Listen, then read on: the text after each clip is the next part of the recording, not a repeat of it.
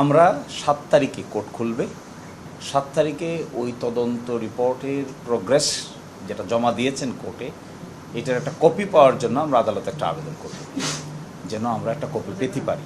এবং সেখানে কতগুলো প্রশ্নের আনসার হয়তো তখন ম্যাগও জানতে পারবে, বাদীও জানতে পারবে যে কোন ডাইরেকশনে এই তদন্তটাকে অগ্রসর করা হয়েছে।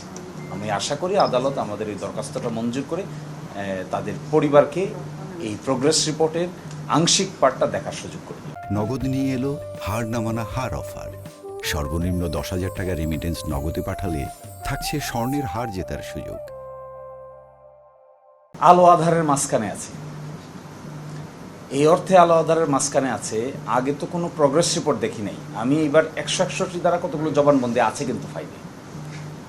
অতীতের যে তদন্তগুলো করা হয়েছে সেই তদন্তগুলো করার ক্ষেত্রে কিছু জবানবন্দি ফাইলে রেকর্ড আছে, এবং আমি দুটো ডিএনএ রিপোর্টও দেখেছি। একটা রিপোর্ট তো আমেরিকান একটা ইনস্টিটিউশন থেকে করা, এবং বাংলাদেশের তখনকার দিনের কর্তৃপক্ষ আমেরিকাতে পাঠিয়েছিলেন কনফার্মেশনের জন্য, ডাবল চেকের জন্য যে ডিএনএ রিপোর্টটা ঠিক না বেঠিক। তার রিপোর্টটাও এখানে আছে। এই জন্যই আমার মনে হয় প্রোগ্রেস রিপোর্টটা আপনাদেরকে দেখালে বা পাবলিক ডকুমেন্ট হিসেবে আমাদের কাছে কোর্ট থেকে নিলে, সেটা যখন পরিবার দেখতে পাবে, আমার মনে হয় কিছু আলো আধারের মাঝখানে একটা আশার আলো দেখতে পারে।